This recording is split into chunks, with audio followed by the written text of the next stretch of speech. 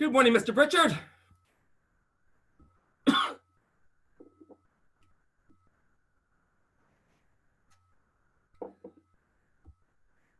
Good morning, Lisa.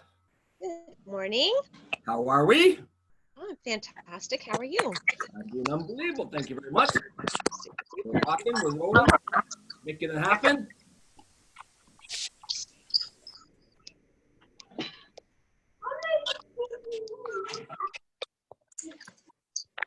Morning, Carmen. Morning, how are you, big boy? Awesome. Thank you. Excellent. Great to hear it. Great to hear it. We need some warmer weather. Derek Expense. I didn't realize all the stories you guys have of, and girls have of Derek. My God. Boy's been around.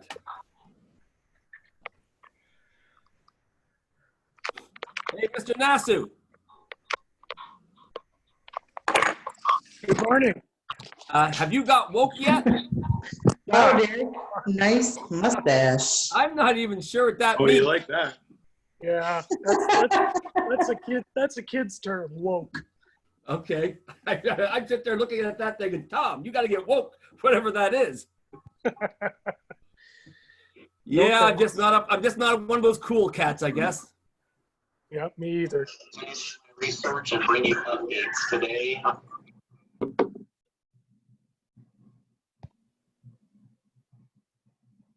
There he Really is. okay. Just trying to see if you look from an actor from Tombstone or if Abraham Lincoln got a little bit of a shave. But that's got a reverse goatee, isn't it? I don't know what it'd be called.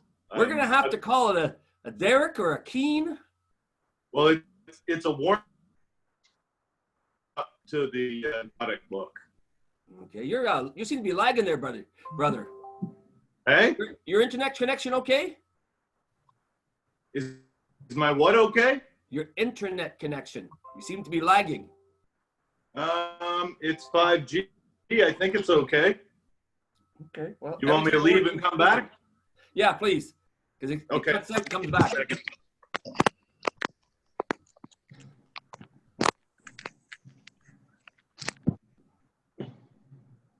Mr. Stout. There's Jennifer to the rescue. How is everybody this morning? Awesome, I hope. Excellent. Good morning, Sarah. Awesome. Good. How are you? I'm doing unbelievable. Thank you very much. Have you hidden the bodies yet?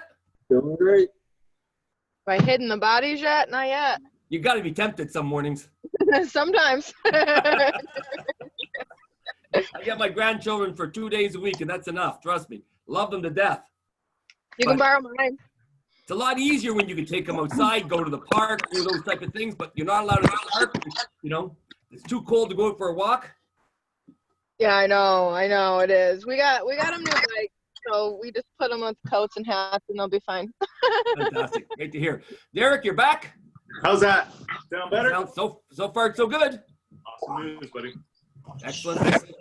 We're gonna wait. We've done the 30 seconds. We're gonna get this party on the road, get things rocking and rolling. Yeah, global recruiting champion for January, Mr. Derek Keans in the hot seat today. Good morning, Mr. Putnam. And we're almost ready. Never seen this group get so quiet. It is We not are any of recording. them. Running a marathon takes hard work, practice, and patience. What evidence in the text in these parts support that statement? Runners train for months to get ready for a marathon. Does that sound like hard work, practice, and patience? Yeah. So what answer is that? I wasn't sure if you were talking to us. Yeah, I was confused. I Hey, now know. Trina, mute her. She's teaching her kids right now. Sorry, that was me. I'm frustrated. I'm That's muting okay. myself. That's okay. You taught us all the whole bunch right there. That's what it's all about, teaching. All right, but I'm listening in too. Okay, we're going to now mute everybody. Okay. Everybody's muted. I will unmute Mr. Keans. Good morning, Derek. How are you, big boy? Super awesome, man. How you doing? Excellent. Listen, I want to thank you very much for doing this morning. I know there's a whole lot of things that people would love to know a little bit more about you. And the really great thing about these interviews is when we come out of this, when we start visiting offices or when we have conventions or we have regional meetings, everybody will have a little bit of a relationship with each other. So it'll be a whole lot easier for everybody to talk and do all those type of things and share ideas. And I'm sure they'll be a whole lot more comfortable coming up and asking you questions. So thank you, brother, for doing this. This is awesome. So you ready? Pleasure. Super ready. Got the roll? Yep. Okay, I think we're both talking at the same time. So I'm going to start off with a nice and easy question for you. How old were you when you first started in direct sales? I had just turned 25 years old. Oh, so you were a late starter. I was a bit of a late bloomer. I did an apprenticeship before I got into this, so. Okay. What It tied up a few experience years. did you have before this then? I didn't have any experience in sales. I did an automotive apprenticeship. I worked in a steel mill in Hamilton. I'm a pretty shy guy. This wasn't really something I ever would have considered. Okay. So how were you recruited into direct sales then? Blind ad. I don't really know what they were offering. I just know that the ad said no experience necessary, and I figured, well, I'm probably your guy. I don't know how to do much. So I went in for an interview, and the guy talked to me about a great company that sold a bunch of stuff. I caught Sherwood hockey sticks out of the interview. I didn't catch vacuums. So I figured I was selling hockey sticks. I love hockey, so I figured I could do it. Okay. So what was your first week in training like?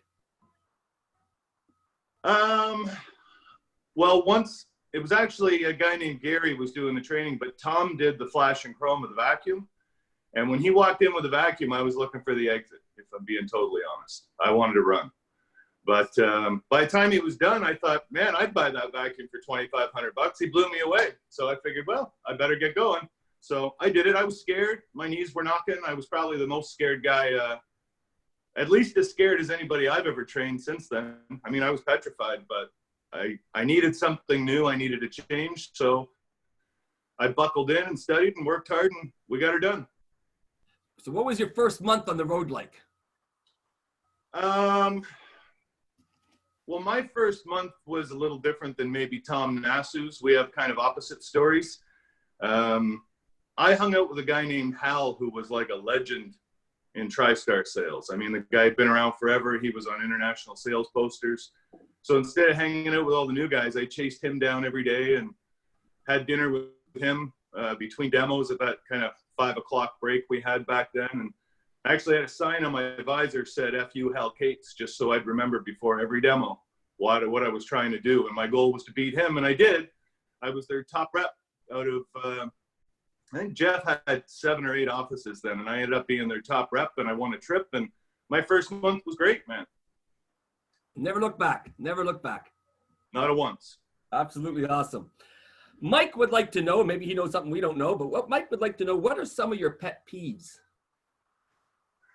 Mike probably knows the answer. Well, I mean, if it's a question about the job itself, I don't like lazy people. I don't like people that don't take care of themselves. I mean, I don't care if somebody's got a few extra pounds on, I do, but somebody that's not, bathing for work and has proper hygiene. Those would be the big ones. Liars. I hate liars more than anything, probably. I just don't like liars. It just doesn't start a good relationship. Okay. What is something you can do instantly to get, I'm not even sure how loaded this question is. What is something someone can do instantly to get in your good books? So I'm thinking Mike is in your bad books right now, wants to get back in. No, Mike's always in my good books, buddy. People that want to go to work, that are learning and showing that they're learning, people that are developing. I mean, just people that want to go to work and learn, people that are ready for this new thing and are excited about it. You're going to be in my good books if you're going after it. That's easy. That's awesome. That's awesome. Yeah. So what are some of the qualities you're looking for in a safety advisor? Well, honesty would be a big one. good work habits. People, I don't like hearing people whining. Oh, it's 7 o'clock. You want me to take another call? I mean, I want people that are ready to go to work for as long as we're working and try and turn this into something special. I mean, that's what it is. People that I think it was Tim Humphreys that used the term asshole. If you're going to ask a question, follow up and do the things you just learned when you get the answer to your question. That's going to impress me. Absolutely. I just, when Tim Humphreys said that the first time at the convention, I just about fell out of my chair. It's a pretty good one. I like it a lot. Yeah. What gets you so pumped up before your daily meetings? Well, I think the beauty of what we do is that I did something different until I was 25. I mean, every day I walked into a shop and I just stood in the door and looked around and hated it. And with this, every day you have a goal. Every day you're trying to hit something. You know that special things can happen if you start the day right. And in a position like I have, or lots of managers or dealers have, they have the control over how that day goes. So that kind of, without that person focusing, you're not going to have a good day probably, right? Absolutely. That's great. Now, after spending 20 years with your previous organization, what are a few things that you appreciate or see differently with OmniShield? And that question alone could be the whole interview. We could just do an hour of that if you want.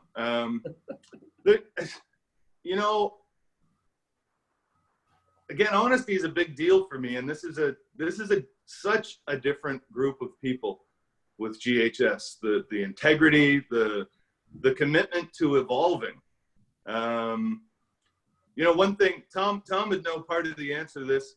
I always was kind of lost in it all because there was no real business plan. It was just everybody gets hired, everybody goes and opens, and that's just the way it is, but there was no plan to back it up. And GHS just has incredible ideas and ways of doing it. So that in and of itself is so different for me. I just love it. But the quality of the products, but I've worked with good products, just nothing important is what we have now. But they're just better people. Sorry to everybody I worked with before for that answer. Fair enough. Okay, so when Tom came in to kick the tires, so to speak, with the OmniShield product, did you know that that's what he was doing that day? I don't remember if, I know he told me he was going to see John LeBlanc about a possibility. I mean, we were in the worst spot we had been in 20 years. Everything we were doing based on the new laws in Ontario was about to be classed as not legal. And we were on the verge of going out of business. So I don't know if he told me what he was doing or not. And even when he came back and did tell me, I don't know that I was excited yet. It was actually the first thing I saw. I think you had a demo on YouTube, and it all of a sudden I was interested. It was a pretty special presentation and pretty important equipment. So that kind of got me focused, at least paying attention. Yeah, no question about that. What is the one thing that you have been working on improving in the last year the most? Probably the demo and the training. It was probably, I don't remember what month last year. I think it was April that I took over the training for Tom. So that's been the biggest focus for me, trying to make sure that when we turn out reps, that they actually know what they're doing and can have some success in this. So that would be the big focus for me. Okay. This is obviously a question from Tom that he obviously knows something that the rest of us are going to hopefully find out. What is your craziest PG story in your career?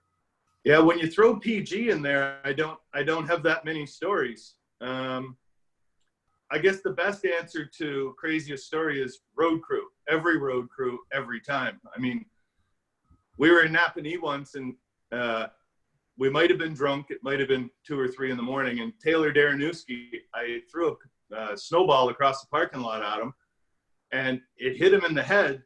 And then I realized who I had thrown a snowball at. And if you don't know Taylor Daranowski, he's a pretty big fella. And so I slammed my door and locked myself in my hotel room, and he came through the door after me. So that was a little nutty. In a demo, I don't have a lot of crazy demo stories other than I did a VAC demo once, and I knew they were getting it. you know, sometimes you just, you know, this one's going to be easy. And as soon as I gave him the price, the guy started picking my stuff up and like basically carrying my gear out, thanking me for my time and just not interested, not happening. And his wife was like, what are you talking about? No, we need this. Our vacuum's junk. Anyways, I ended up out in the driveway with the guy, just beside myself, within about 3 minutes of asking them to buy it. And he's like, man, you're stubborn. I'm like, holy smokes, man, we didn't even talk about it. He's like, let's put it in your trunk, go 2 blocks down, turn left, meet me at the Country Style in 15 minutes. I'm going to get it for her birthday. And no joke, he was there 15 minutes later and somehow thought it was a good idea to buy a vacuum for his wife for her birthday. Have you ever gone back to see if they're still married?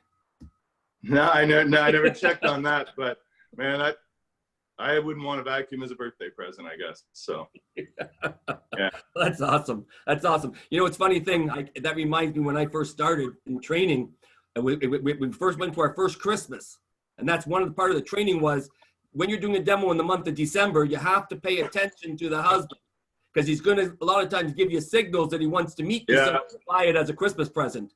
And I was thinking, someone buys vacuums for the wives for Christmas. I only ever had it happen once, but that was a weird one. No doubt. What part of training do you enjoy the most? I don't know that I have a favorite part. I mean, I love orientation. That first couple hours, really getting them amped up and teaching them about not just what we have as incredible products, but the opportunity that goes along with it. But seeing these guys get it, seeing them get their first deal. And I think my favorite thing always, no matter what I've trained, is when they get that first big paycheck. That's always been my why in training. It's always been the thing that gets me excited when you see them actually doing it. But orientation's just fun. It's just a good time. It's a great way to introduce them to the company. So both of those, it's a tie. Awesome. That's really, really good. What method of advanced training the weeks after training do you find most effective? You know, I don't know. See, with vacuums, because I did it for so long in air, I had set schedules, and I don't with OmniShield yet. So most of my focus in advanced training comes from the phone closing the day before. I mean, you've always got to work on the demo.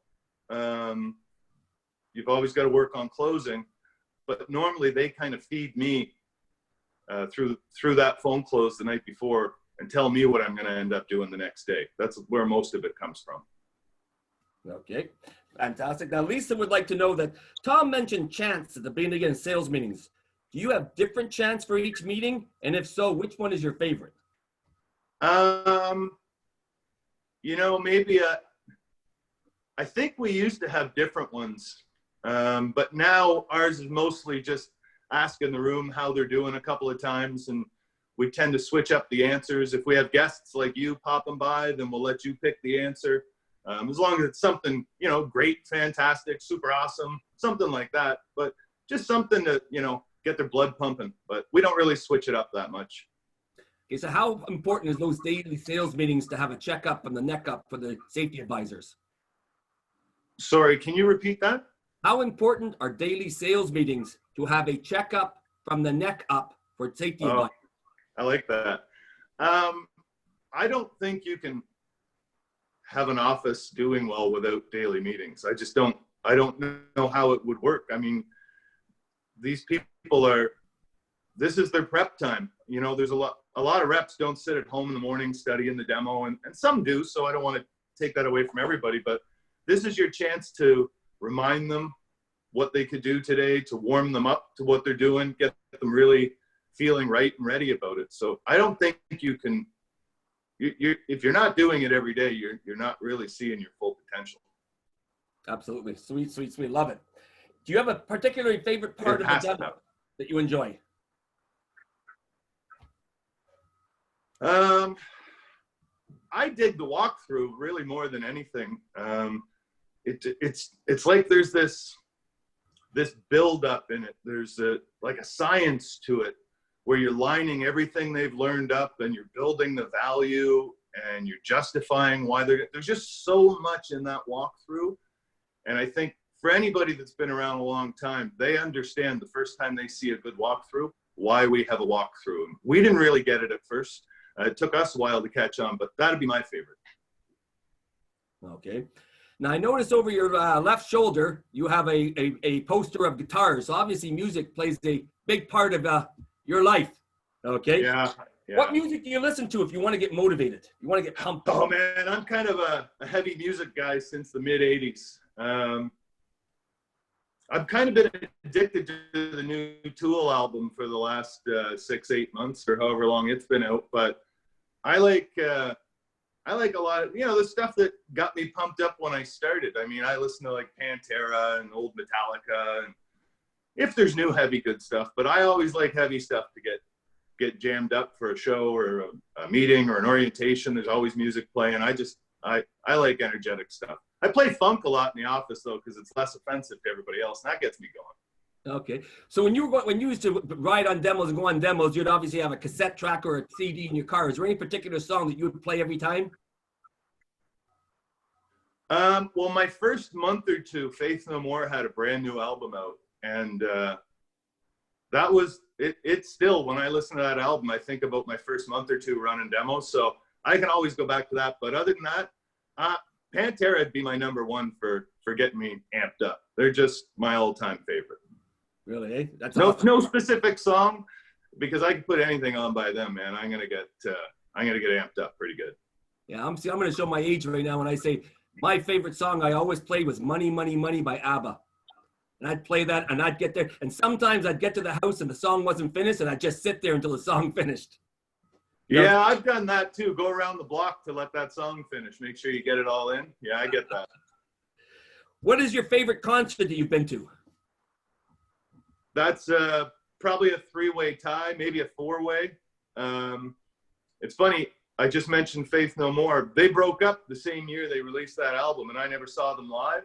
And 15 years later, they got together again and did a tour and released an album. So I got to see that, and it's tops on my list. One of the 7 or 8 Tool shows I've been to, it's up there too. It was just, and it was more the seating than anything. It was just, we were in the best seats in the house, and it blew me away.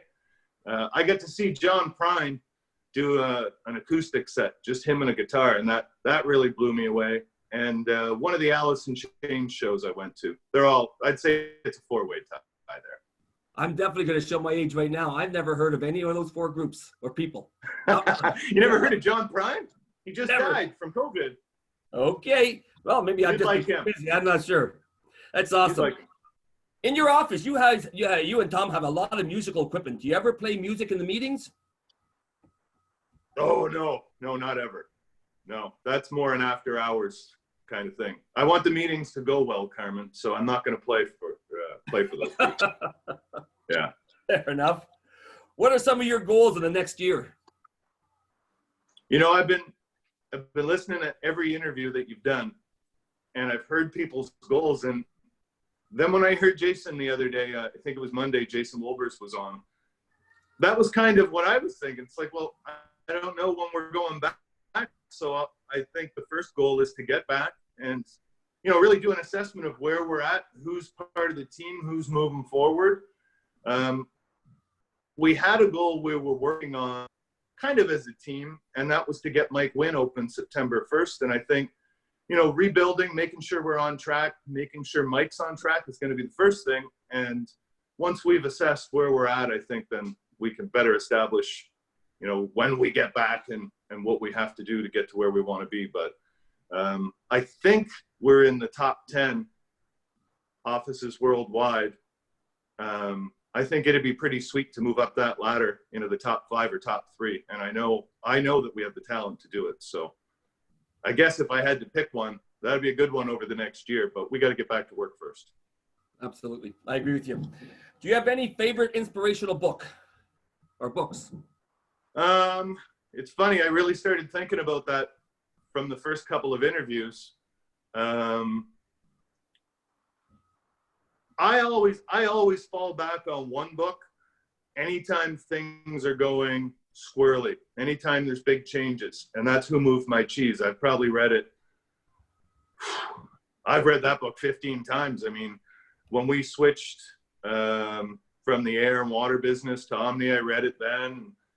it'll be the last thing I do before we go back to work is who moved my cheese all over again. It just gets you ready for change. It helps you see where you're at and maybe where you'd like to be. And The Way of the Fight by GSP was an amazing book. He just lived a champion's lifestyle, and I think that's a good book for anybody, just seeing the way the guy lived and why he was as special as he was. So that's a good one, The Way of the Fight too. Awesome. I agree with you 100% on Who Moved My Cheese. There's probably not a better book that's an easier read out there. It's about an hour and a half to 2 hour read if you want to do it straight through. Yeah, I read that in an airport with Tom when we were about to flip to HVAC. Just waiting for our flight, I got through it because we were going through some changes, and then I ended up reading it again 3 months later because we had to switch to something else again. But it's always there for me. It always works. Absolutely perfect. Do you have a favorite motivational movie? I don't know. My choices wouldn't be as good as everybody else's. If it was like a sports type movie, I'd probably go with like Kingpin or Happy Gilmore. I like seeing the little guy win. Maybe Moneyball. I mean, I'm always out for the little guy, right? So those. I don't know. I don't know that I have something that most people would class as inspirational, but anything the little guy wins in makes me happy. Absolutely. Well, now I completely understand you being a Boston Bruins fan. Easy does it, buddy. I was gonna drape the whole room in Bruins gear for you today. How do you keep going when everything seems to go wrong? What do you do to pick yourself up?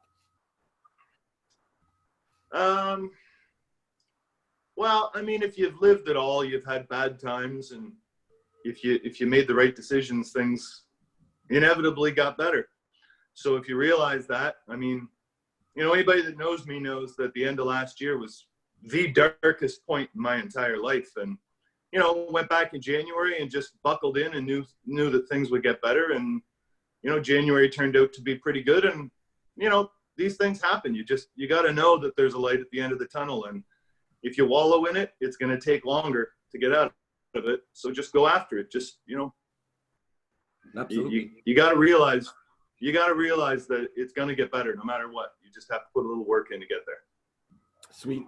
Now, you've had a lot of success in the last few months with with your training programs and new trainees.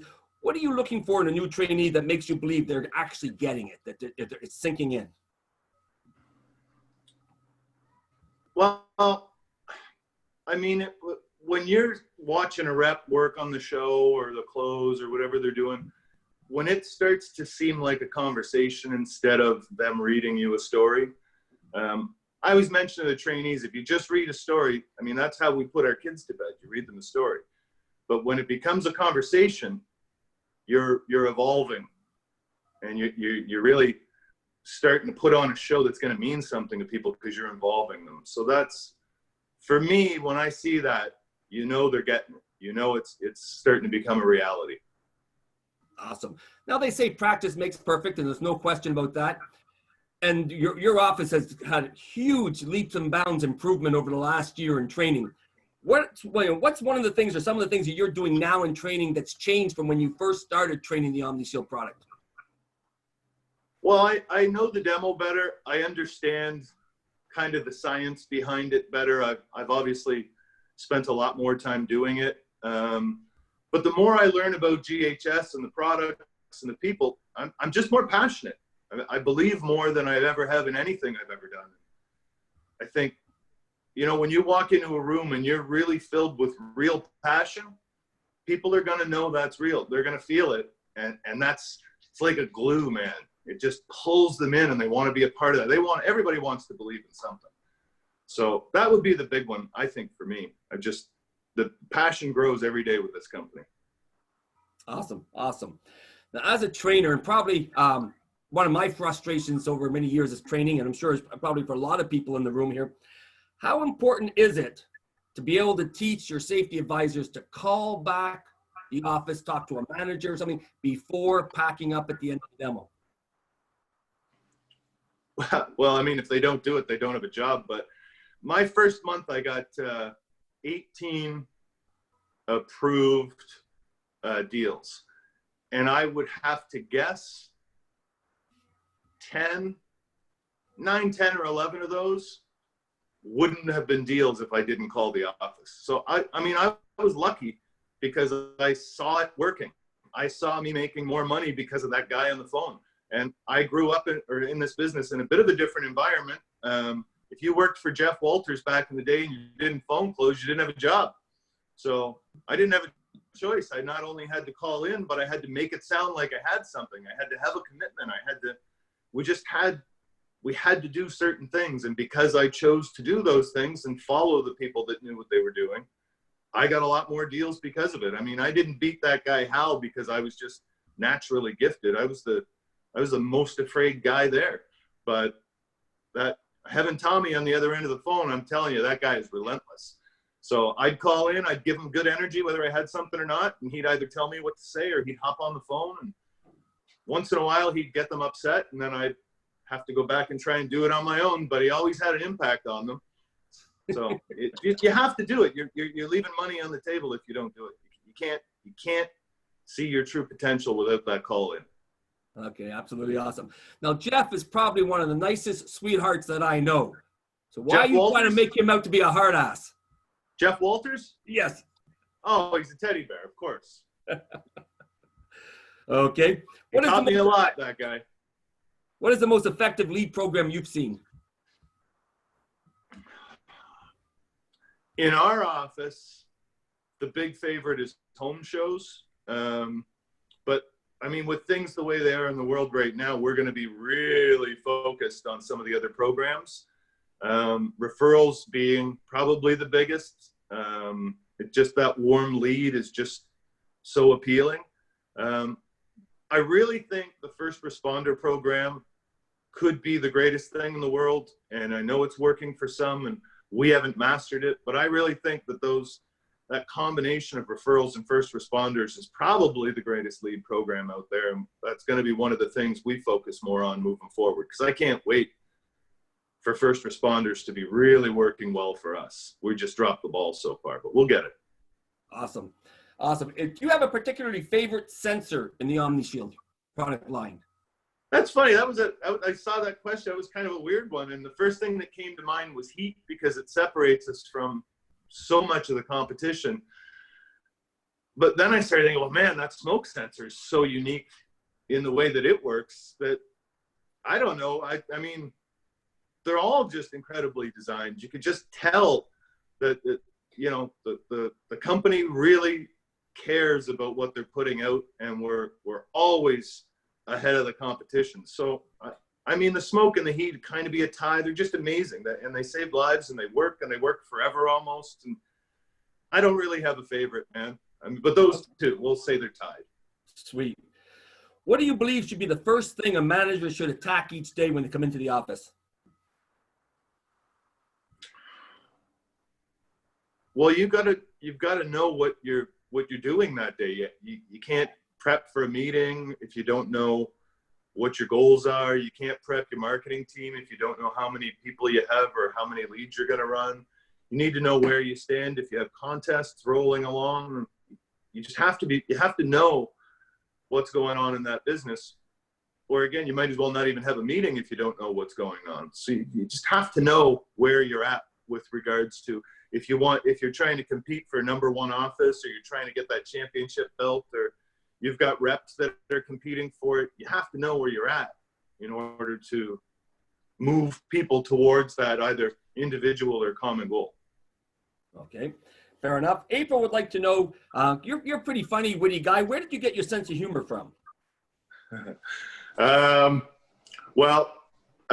At least once in 1972, I was my dad's strongest swimmer. So we'll go with my dad. He's a pretty funny dude.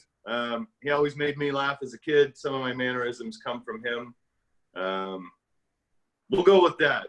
He's one of my favorite funny people. Okay. And what did you do in Vegas to April's phone? I did the same thing I do to anybody's phone if they leave it laying on a table in front of me. I took a few selfies with the crew. How did she take that? I hope she liked them. I hope she got some good ones. I have no doubt. Okay. When you're visiting an office, what are common mistakes you usually see?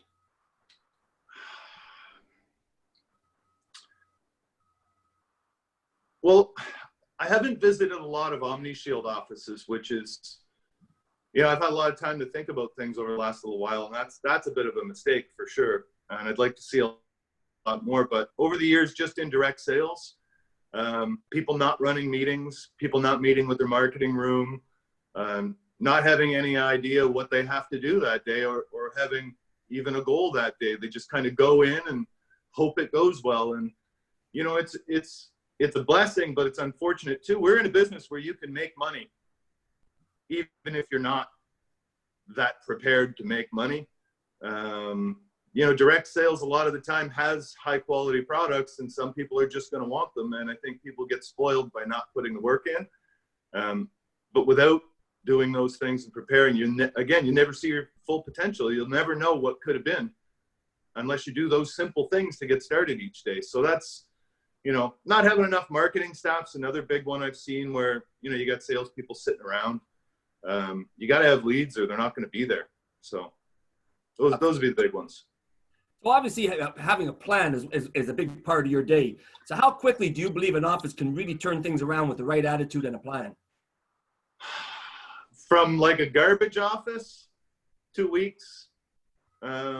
You start hiring marketing staff and sales staff. If you could do those at the same time, get your marketers ready, get a couple of weeks of training in. You got reps out in the field. You work with them every day. You got people booking calls, and you're making money. This isn't a business where it's going to take, 3 or 6 months or 12 months or a year to start making your money back. You can do that within a couple of weeks. Okay. I think. You've obviously sold vacuum cleaners and ran vacuum cleaner offices. You've done water purifiers. You guys have done air purifiers. Brett and I talk quite often, and we actually have a chuckle when we're talking about the OmniShield business and really, truly how easy it is. How do you find the OmniShield business compared to other products that you've sold? Well, I'll quote Taylor Daranowski first. After he did it, I don't know if it was his first or his second demo. He walked into the office, just said, "Holy crap, man, this is the easiest thing I've ever sold." And that, that's part, having a great product is big, obviously, in sales, but having a company that cares, having a company that has integrity. I went to the conventions with the vac companies, and this isn't like that. This is, for anybody that's been around, like yourself, Carmen, or anybody that was in the vac days, these are good people. This is just so different than what we're accustomed to. I mean, the people that know me know how I felt about certain events at meetings or at conventions and the leadership and how they conducted themselves in front of people. And you just don't see that here. These people are real, and they're good, and they have integrity. And it's just the opposite of what I'm accustomed to. And I think it feels like I waited 20 years to find this. And I'm really, really glad I did, because I've never believed in anything as far as products or people more than I do now. So it feels good, man. When you and Tom first came on board 2 years ago, you elected not to go to that first convention. And then last year you came to the convention in Dallas. What was your impression of the convention last year when you went to the convention in Dallas, and how did you feel about the fact that you missed the year before? Looking backwards never really helped me. So I don't know that I know we probably would have been farther ahead, but I don't know that I really gave that a lot of thought. But the same things I just mentioned about the other companies, there's just a feeling in the room, the way that people talk. There's a professionalism that I'm not accustomed to. It's just the opposite of what I'm used to, man. And that convention was amazing. And if you haven't been to one, you have to go to them. They're incredible. The feeling you walk away with, you just want to be a part of the biggest part of this. You just want your sales through the roof. You want to be on the stage. It's perfect, man. If you're going to be in direct sales, this is the right group to be with. Okay. Now, I remember when you were in Jackson Hole, Tom saying to me, "Man, Derek would love it here." And we missed you in Jackson Hole. I want to be honest. What's your biggest memory from Punta Cana? we're still keeping this PG or no? As PG as we can. Yeah. You know, I got to talk to a lot of people that I had never met. I just saw them in the magazine or, you know, saw their names. So it was interesting meeting people from all over the place. That's probably the most memorable, just sitting down. And I think the term that's used mostly is fireside chats.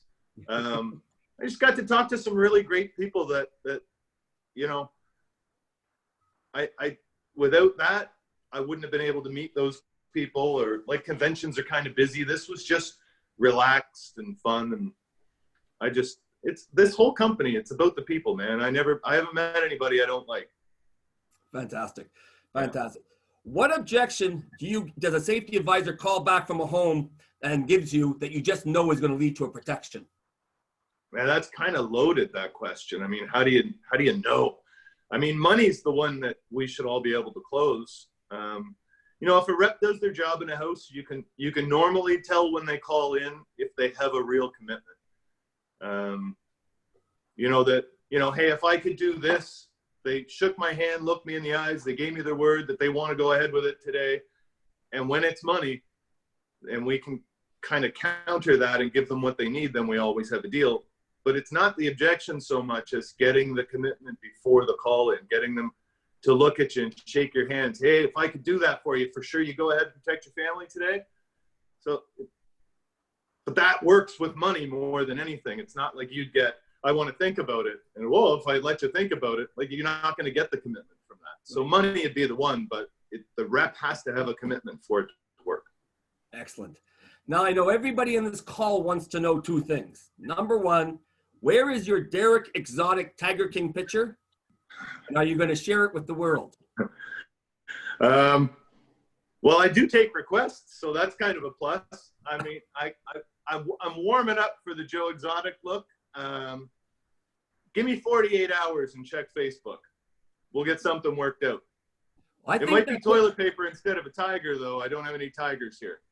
I think that picture you have in the office with the mullet would absolutely work perfect. That's pretty sexy, eh? Yeah, it is. There's no question with that. Eric, I want to thank you so much for being on the call this morning. It's been absolutely awesome and some great answers, and really great to get to know you a little bit better. One final message you'd like to have for the International Lifesavers team? You know, these are kind of weird times we're in, and we have a lot of extra time right now. And at least for myself, the one thing that I don't want to, I've been home for just over 5 weeks, and it's looking like we've got about a month ahead of us before we are being considered for going back to work. I don't want to end this time with all this free time and come out of it without having bettered myself in some way. I don't want to look back and say, man, I had over 2 months and I did nothing. I just got fatter and watched a lot of Netflix. For anybody out there, you don't want to look back on this time and you didn't do something you could have done to get better, whether it's, everybody should put some focus into getting better at what they do for a living. But maybe you always wanted to play guitar, or maybe you wanted to, read a book, and instead you're stuck on the couch and you look back with regrets, and that's no way to live. So, use this time, do something special, do something you always wanted to do, make, cook something you never cooked. Just do something that you're proud you did during this downtime. Fantastic. Thank you so much. That's absolutely awesome.